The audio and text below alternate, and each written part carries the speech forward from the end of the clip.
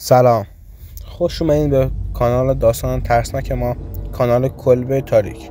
خب رفقا، رسیدیم به پارت سوم این داستانمون.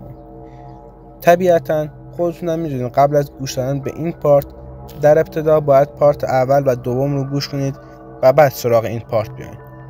اگر موافق باشین بدون هیچ مقدمه‌ای بریم سراغ ادامه داستانمون. وقتی اون موجود سرش آورد نزدیک صورتم، یهو مادرم گفت سهراب چی شده؟ یه دفعه آزاد شدم. یه نفس بلند و عمیق کشیدم. گفتم دوباره اون موجود اومد. مادرم گفت کی؟ چی؟ اومد داد زد یا فاطمه زهرا یا ابوالفضل. یهو همه بیدار شدن. بدو اومدن. یکی آبغن می آورد، یکی آیت الکرسی می خوند. منم که چند لحظه استراحت کردم کل ماجرا رو واسهشون گفتم. تا صبح همه بیدار بودن. مادرم هی اون موجود رو نفرین میکرد. بعد از چند دقیقه دوباره گریه میکرد و ازش عذرخواهی میکرد. ما هم نمیدونستیم بخندیم یا گریه کنیم. ساعت 10 صبح بود که پدرم با آقا سید که آخر کوچه ما زندگی میکردن وارد خونه شد. سید کاظم خدا بیامرزتش خیلی آدم محترمی بود. به شوخی بهم گفت کره خر، این کارا چیه میکنی؟ چرا عددوار در میاری؟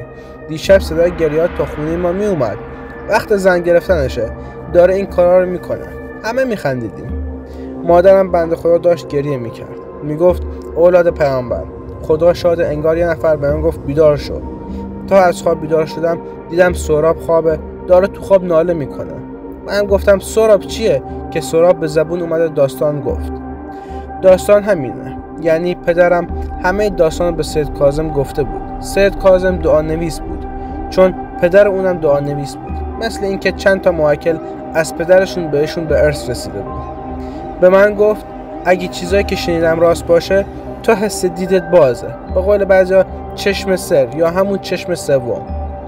چند تا دعا خوند رو انگشتر پدرم که نگین فیروزه داشت، انداخت تو گلاب. چند بار آیت الکرسی خوند، فوت کرد رو نگین انگشتر. به پدرم گفت انگشتر رو بده به سهراب بندازه دست راستش. شبا این دعا رو بخونه، انگشتر رو بذاره زیر بالش و به پهلوی راست بخوابه. تا 7 روز مهلت داری چیزی رو یا کسایی که تو خواب میبینی رو به من توصیف کنی.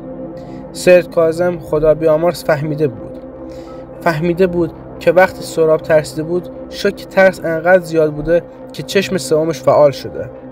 چشم سوم به چیزی میگن که ما بین دو ابروی یه بند انگشت بالاتر از ابروها است، که برای بعضیا با ریاضت و مدیتیشن و عبادت زیاد فعال میشه، برای بعضیا ارثی و برای بعضی هم بستگی به رفتار کردارشون هست که فعال میشه.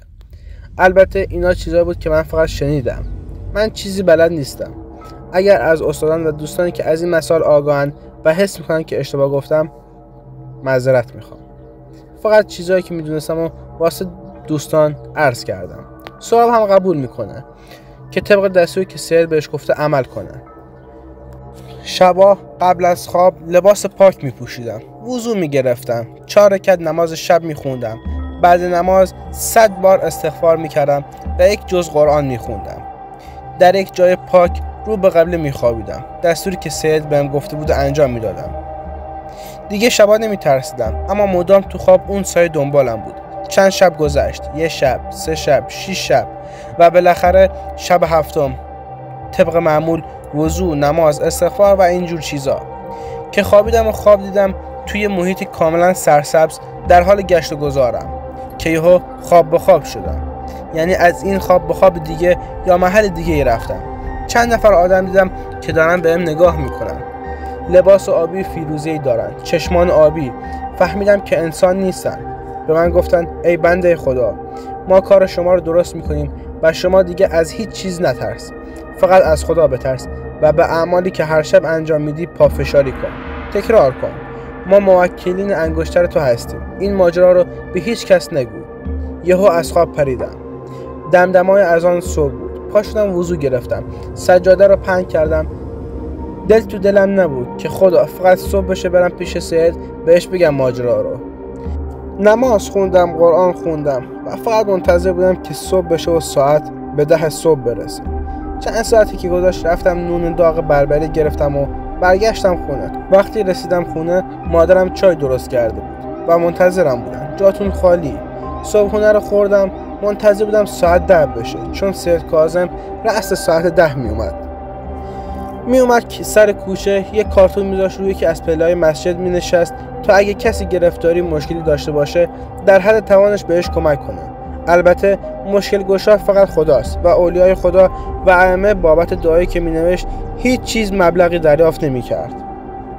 فقط میگفت دعای خیر بکنید. اگرم توان مالی دارید به نیازمندا کمک کنید. خدا را از خودتون راضی کنید. طعنه به دعا نویسان، جادوگران و رمالان که مردم بدبخت رو سرکیسه میکنن.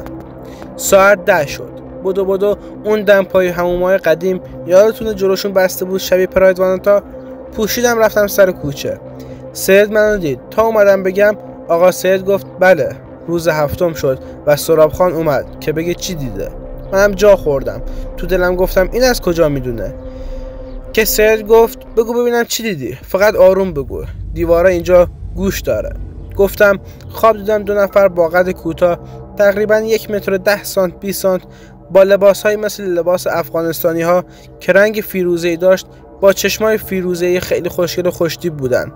داشتم ادامه میدادم که گفت بله من انگشتر پدرتو پر کردم، بهش انرژی دادم که موکلش آزاد شه، چون پدرت نماز و قرآن میخونه سنگ پاکیه و آماده موکل گذاری بود.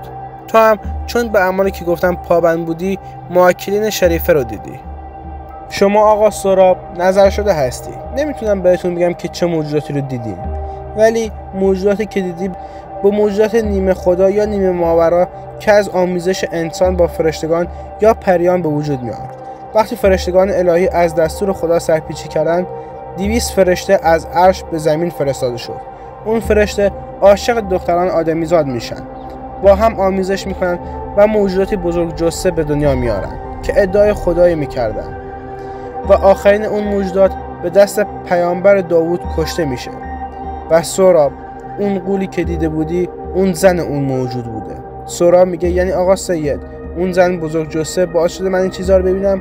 سید بهش میگه نه، چون تو اونو دیدی ترسیدی. اون به خاطر اینکه بخواد گناهی نکرده باشه میخواد بهت کمک کنه، چون اگه تو وقتی اونو دیدی در حین ترس بلای سرت میومد اون باید اون دنیا جواب بده.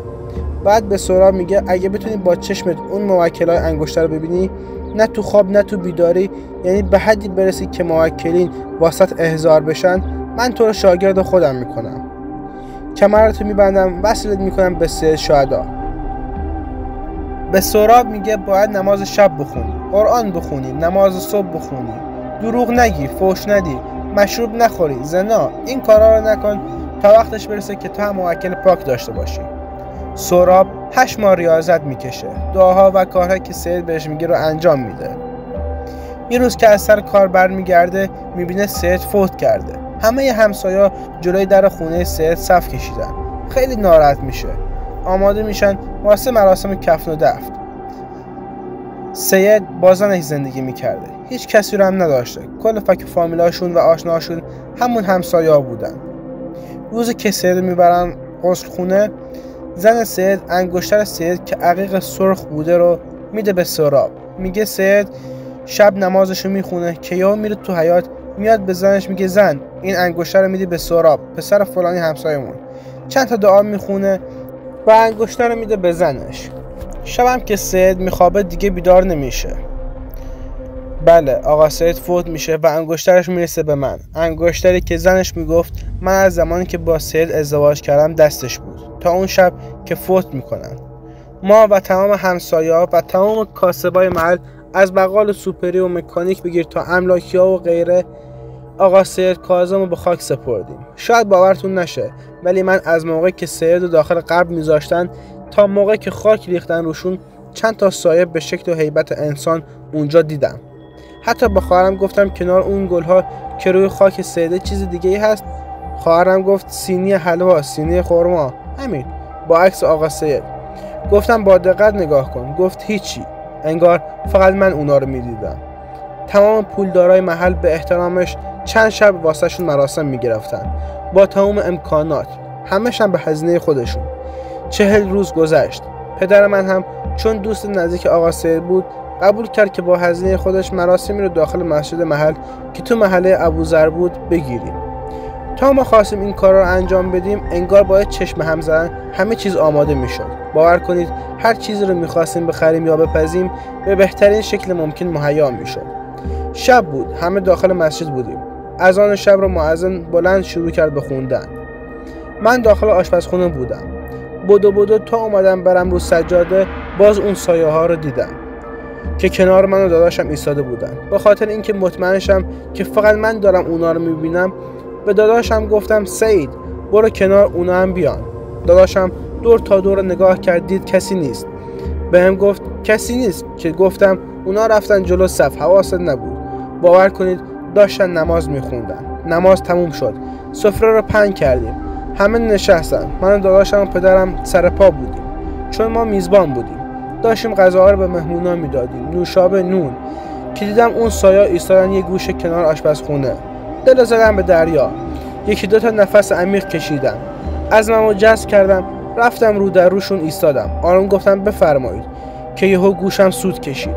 سرم سوزن شد و دیدم یکی از سایا با دست بیرون مسجد نشون داد که یه نفر که نون خشک جمع میکرد ایستاده بود. سریع رفتم صداش کردم، گفتم بیا داخل، بیا شام بخور. گفت نه من نمیام، من لباسم کثیفه، داخل نمیتونم بیام، اگه میشه یه غذا بهم بدید. رفتم بهش گفتم چند نفرین تو خانواده؟ گفت 3 نفر. منم 6 پرس غذا بهش دادم. غذا رو گرفت، داشت میرفت که اومدم برم داخل مسجد. خشکم زد، سر پا خشکم زد. بچه‌ها به ارواح خاک مادرم به خداوندی خدا قسم دیدم آقا سید خوشحال و خندون از کنارم رد شد و رفت بیرون مسجد. تا به خودم اومدم دویدم بیرون، هر چی نگاه کردم ندیدم. تا سر کوچه رفتم، تا در خونه‌شون که آخر کوچه بود رفتم ولی هیچی ندیدم. برگشتم داخل مسجد، همه جا رو نگاه کردم، نه سید اونجا بود نه سایه ها. مراسم تموم شد. رفقا پارت 3 از این داستانمونم به اتمام رسید. اگه از گوش دادن به این 3 پارت لذت بردین یادتون نره با لایک کردن و کامنت انگلیسی گذاشتن از ما حمایت کنید تا فردا پارت 4 که همون پارت آخرمون باشه واسهتون آپلود کنم. دمتون گرم.